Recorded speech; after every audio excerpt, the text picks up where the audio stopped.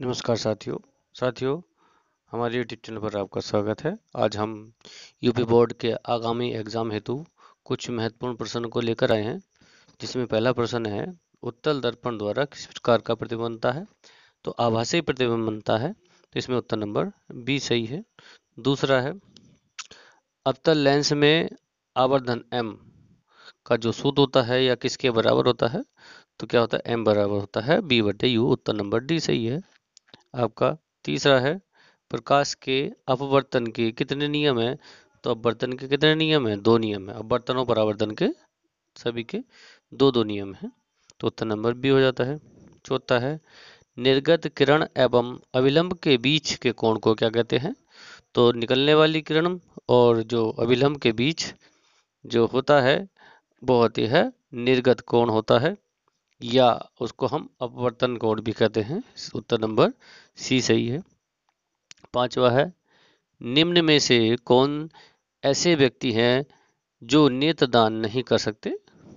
तो जो एड्स से पीड़ित होते हैं, किसी रोग से पीड़ित होते हैं भयंकर, वो नेत्रदान नहीं कर सकते, बाकी सब कर सकते हैं। नंबर 6 है किसी वस्तु का प्रतिबिंब आँख के किस भाग में दिखाई पड़ता है, यानी कि कहाँ बनता है, तो उसको क्या कहते हैं? रेटिना पर दिखाई पड़ता है। उत्तर नंबर बी सही है। सातवां है किस रंग की प्रकाश से हरे वर्ण यानी कि हरे रंग की वस्तु को प्रदीप्त करने पर यह वस्तु कैसे दिखाई देगी। नीले जो है नीले रंग की, अगर हम किसी वस्तु पर नीले रंग का प्रकाश डालें और वह हरे रंग की हो तो वह कैसी दिखाई देगी? वह हमें काली दिखाई देगी। उत्तर नंबर बी सही है। ऊर्जा का मात्रक क्या होता है? ऊर्जा का मात्रक जूल होता है। नंबर 9 परिपथ में विद्युत धारा की माप किससे की जाती है। तो विद्युत धारा नापने के लिए का उपयोग करते हैं एमीटर का उपयोग करते हैं। क्वेश्चन नंबर 10 एक विद्युत हीटर की कुंडली जिसका प्रतिरोध 55 ओम है और 220 वोल्ट के स्रोत से जोड़ी जाती है, तो विद्युत धारा लगेगी, यानी कि आई का मान निकालना है। तो उत्तर नंबर इसका सॉल्यूशन करने पर जो हमें प्राप्त हो जाता है वो जाता है 4 एम्पियर। नेक्स्ट है 11 विभवांतर नापने का यंत्र, ये तो हमारा वोल्ट मीटर है। नंबर 12 जब विद्युत धारा की दिशा चुंबकीय क्षेत्र के लंबवत होती है तो कैसा कितना बल लगता है, यानी कि अधिकतम बल लगता है, और समांतर होती है तो न्यूनतम बल लगता है। क्वेश्चन नंबर 13 फ्लेमिंग के दाएं हाथ में अंगूठा किसकी दिशा को बताता है।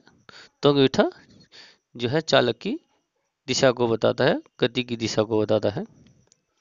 बैटरी में किस प्रकार की धारा होती है, यानी कि किस प्रकार की धारा प्राप्त होती है। तो इससे दिष्ट धारा प्राप्त होती है, और जो हमारा मेन जो लाइन होती है जो हमें बिजली घर से प्राप्त होती है वो प्रत्यावर्ती धारा होती है। नंबर 15 ऊर्जा के सभी रूप में जो अनंत स्रोत माना गया है वो कैसे माना गया है? सूर्य को माना गया है, ये पहले। और 16 है सूर्य के प्रकाश में हमें जिस गर्मी की अनुभूति होती है उसमें कौन सा उपस्थित होता है। क्वेश्चन नंबर 16 है सूर्य के प्रकाश में जो गर्मी की अनुभूति होती है, यानी कि जो गर्मी प्राप्त होती है, वो किन किरणों के माध्यम से मिलती है। तो यह हमें अवरक्त किरणों के माध्यम से मिलती है, यानी कि उत्तर नंबर बी सही है। ऐसी रासायनिक अभिक्रिया जो एक ही दिशा में होती है, यानी कि एक ही दिशा की ओर चलती है, उसे कहते हैं अनुत्क्रमणीय अभिक्रिया, और जो दोनों दिशाओं में होती है उसको हम उत्क्रमणीय अभिक्रिया बोलते हैं। तो उत्तर नंबर ए सही है। 18वां क्वेश्चन है जो साग सब्जियों को का अपघटित होकर कंपोस्ट बनाने की जो अभिक्रिया होती है वो कौन सी होती है। तो उसके द्वारा हम ऊष्माक्षेपी अभिक्रिया के द्वारा होती है, इसमें ऊष्मा उत्पन्न होती है। नंबर 19 लेड नाइट्रेट चूर्ण को एक परखनली में लेकर गर्म करने पर भूरे रंग का धुआं उत्सर्जित होता है। यह धुआं होता है किसका होता है? यह धुआं होता है आपका नाइट्रोजन डाइऑक्साइड का होता है। उत्तर नंबर बी सही है। क्वेश्चन नंबर 20 नींबू में किस प्रकार का अम्ल पाया जाता है। तो ये तो बहुत आसान है, नींबू में सिट्रिक अम्ल पाया जाता है जिसके कारण पे खट्टा लगता है। क्वेश्चन नंबर 21 वे पदार्थ जिनके स्वाद खट्टे होते हैं और नीले लिटमस को लाल कर देते हैं, तो उस वे के सभी पदार्थ क्या कहलाते हैं? अम्ल कहलाते हैं। क्वेश्चन नंबर इसमें सी विकल्प सही हो जाएगा। सोडियम हाइड्रोक्साइड यानी कि ये क्षारीय है, तो इसका पीएच मान कितना होगा? पीएच मान अधिक होता है, इसका सबसे अधिक होता है, यानी कि इसका 14 होता है, तो इसमें उत्तर नंबर डी है। नाइट्रोजन डाइऑक्साइड के धुएं का रंग कैसा होता है? तो ये भूरे रंग का धुआं होता है, इसमें उत्तर नंबर ए सही है। लिटमस रंजक यानी कि कलर्स बैंगनी रंग का होता है, किसके कारण होता है? तो इसमें आपका उत्तर नंबर ए सही है, लाइकेन के द्वारा निकाला जाता है इसमें।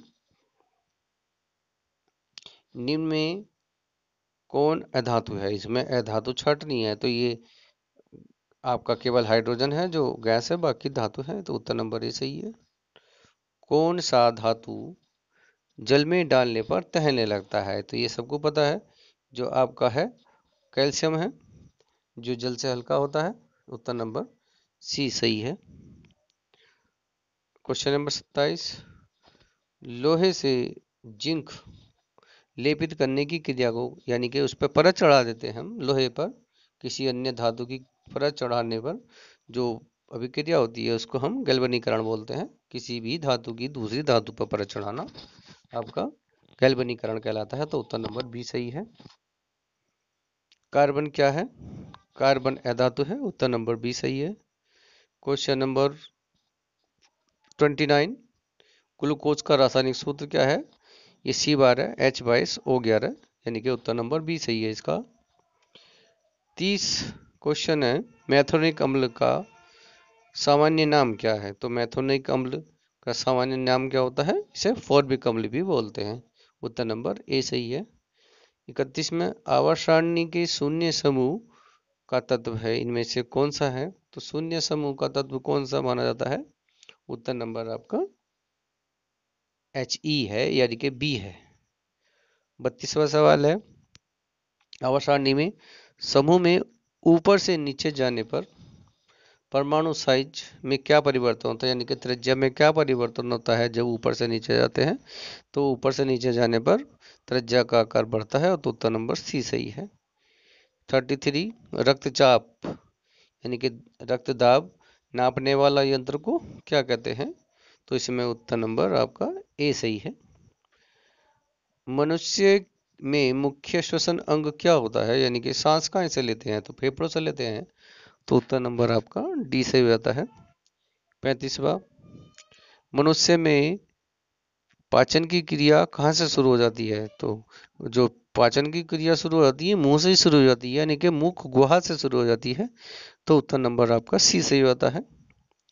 क्लोरोफिल वर्णक का रंग, जो क्लोरोफिल होता है उसका रंग कैसा होता है? क्लोरोफिल जो है पत्तियों में पाया जाता है, तो जिसके कारण पत्तियों का रंग हरा होता है, तो उत्तर नंबर आपका ए सही हो जाता है। नंबर 37, मस्तिष्क का कौन सा भाग हृदय स्पंदन तथा श्वसन की गति दर को नियंत्रित करता है? तो इसमें आपका उत्तर नंबर बी हो जाता है, जो मेडुला के कारण होती है ये क्रिया दोनों ही।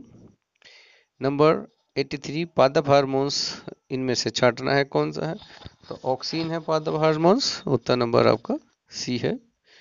अब 39वां क्वेश्चन है, यदि हमारे आहार में आयोडीन की कमी हो तो किस रोग होने की संभावना होती है? तो इसमें घेगा रोग हो जाता है, जिसके कारण अधिकतर तो घेगा होता है, बाकी इसमें से इसका ही रूप पाया जाता है, ग्वाइटर या इसे गगलगंडा की कहते हैं, तो उत्तर नंबर जो है आपका सारे सही है, इसमें उत्तर नंबर डी है।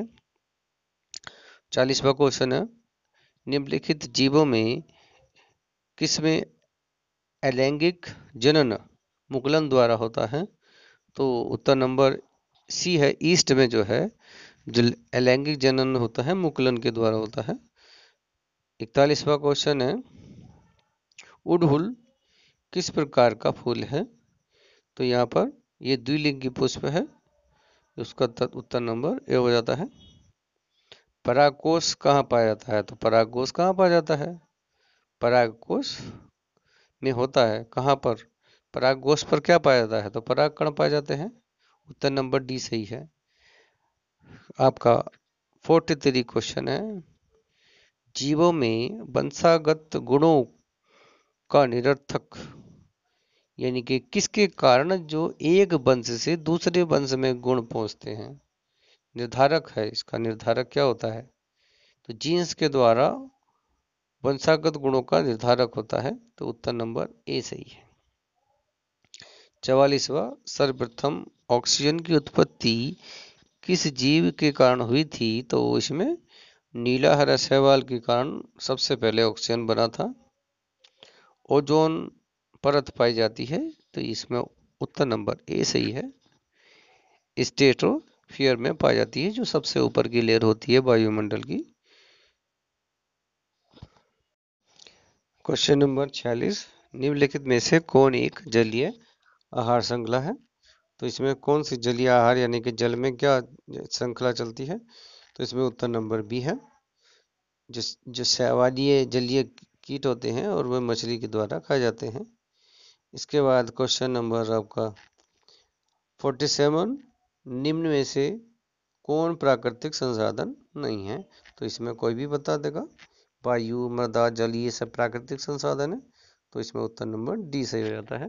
अब आपका लास्ट क्वेश्चन है, जो जैव विविधता के विशिष्ट स्थल हैं, यानी कि जैव विविधता अधिकतर कहाँ पाई जाती है? जहाँ पर विभिन्न प्रकार के जीव हो। तो इन सभी के ऑप्शन के द्वारा हम जो लगा सकते हैं वो वन उत्तर लगा सकते हैं। अगर इसमें उत्तर समुद्र होता तो वह अधिक विविधता का केंद्र होता है, तो वहाँ पर समुद्र अधिक हो जाता है। दिए गए क्वेश्चन बहुत मोस्ट है, इनका अभ्यास आप निरंतर करेंगे और हमारे चैनल को सब्सक्राइब जरूर करें। धन्यवाद।